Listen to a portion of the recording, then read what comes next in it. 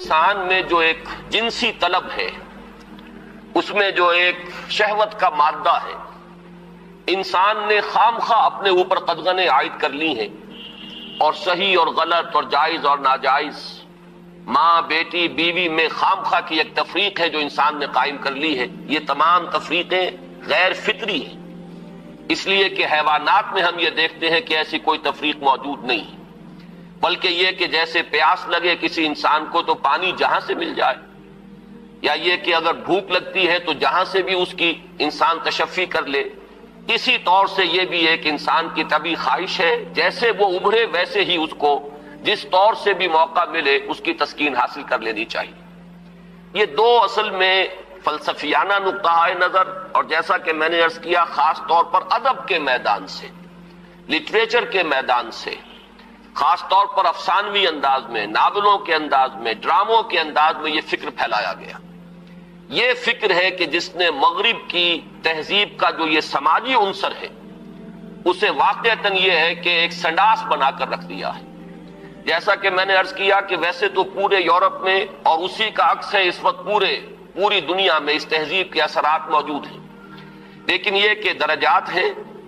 تو درجے کے اعتبار سے دیکھا جائے تو غالباً برطانیہ کا معاشرہ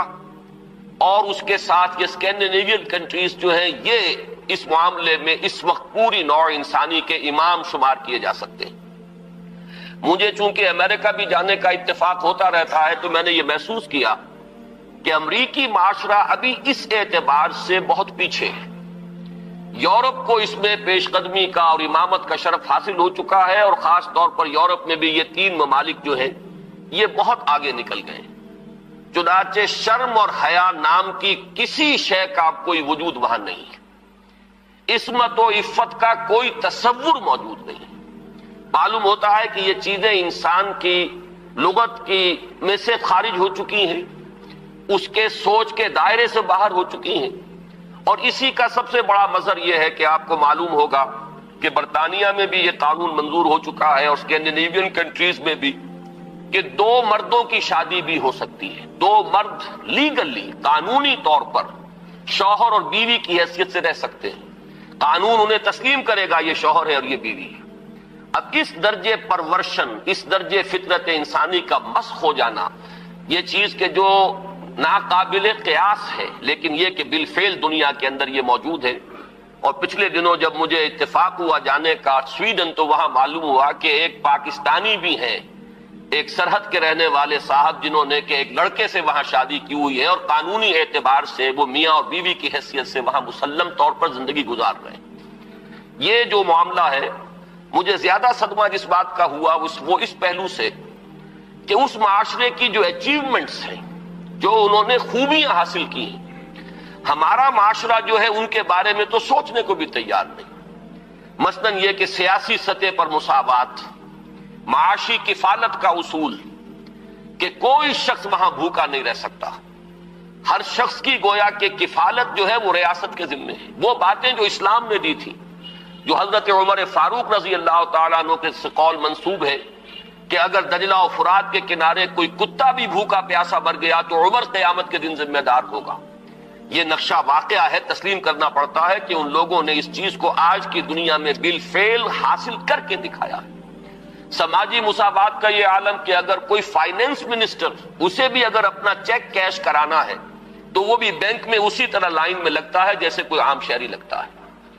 یہ سماجی مساوات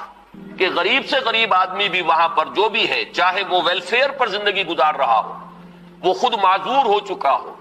اور صرف اسے حکومت کی طرف سے جو ہے سہولتیں حاصل ہو، لیکن اس کا بچہ بھی اگر بیمار ہوگا تو اسے وہی علاج میسر آئے گا جو وہاں کسی کروڑ پتی کے بچے کو علاج میسر آئے گا، اور اس کے بچے کو بھی وہی تعلیم ملے گی جو کسی منسٹر کے بچے کو تعلیم حاصل ہو سکے۔ یہ چیزیں جو ان کے ہاں اچھی ہیں فی الواقع، جو اصلاً تو ہماری تھی، لیکن یہ ہے کہ اس وقت اگر ہمیں وہاں پر یہ چیزیں نظر آتی ہیں تو مجھے تو وہی احساس ہوا تھا کہ کتابیں اپنے آبا کی یہ موتی علم و حکمت کے جو دیکھیں، ان کو یورپ میں تو دل ہوتا ہے سی پارا، چیزیں ہماری تھیں لیکن یہ انہوں نے کر کے دکھائی۔ بدقسمتی ہماری یہ ہے کہ ان چیزوں کے بارے میں تو ابھی ہمارے ہاں کوئی سوچ نہیں، ادھر پیش قدمی کا کوئی امکان نہیں۔ ہم سینکڑوں کوس دور ہیں اس سے کہ اس قسم کے کوئی ہم معاشرتی ارتقاء جو ہے اس کے بارے میں سوچ بھی سکیں.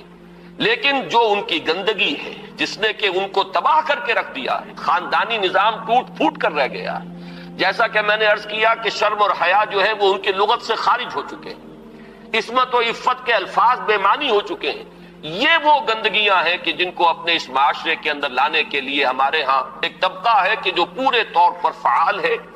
اگرچہ عددی اعتبار سے اس کی کوئی حیثیت نہیں، وہ ایک بہت ہی حقیر اقلیت ہے، لیکن معنوی حیثیت ہے. اخبارات میں ان کے مضامین چھپتے ہیں، وہ دانشور شمار ہوتے ہیں، سرکاری حلقے جو ہے وہ ان کو سپورٹ کرتے ہیں، ذرائع ابلاغ جو ہے ان تک ان کی رسائی ہے. لہذا اس معاشرے میں تیزی کے ساتھ یہ چیزیں جو ہیں وہ سرایت کرتی چلی جا رہی ہیں. بہرحال اس تمہید کے بعد اصلاً مجھے جس موضوع پر گفتگو کرنی ہے میں اس کی طرف آ رہا ہوں. میں جہاں تک پردہ اور زنا کے استئصال کے لیے جو دوسری تدابیر اسلام نے اختیار کی ہیں، جہاں تک اس کا تعلق ہے اس پر انشاءاللہ علیحدہ کسی موقع پر تقریر کروں گا. آج کے لیے میں نے طے کیا ہے کہ صرف اس مسئلے کو اچھی طرح ہم تھریش کریں، دیکھیں کہ واقعتاً نظریہ مساوات مرد و زن اس میں کوئی حصہ درست ہے یا نہیں ہے، تو کون سا ہے. ہمارے سامنے کسوٹی اور معیار جو ہے وہ اللہ کی کتاب ہے اور اس کے رسول صلی اللہ علیہ وسلم کی سنت ہے. ہمیں ان دونوں چیزوں کے حوالے سے دیکھنا ہے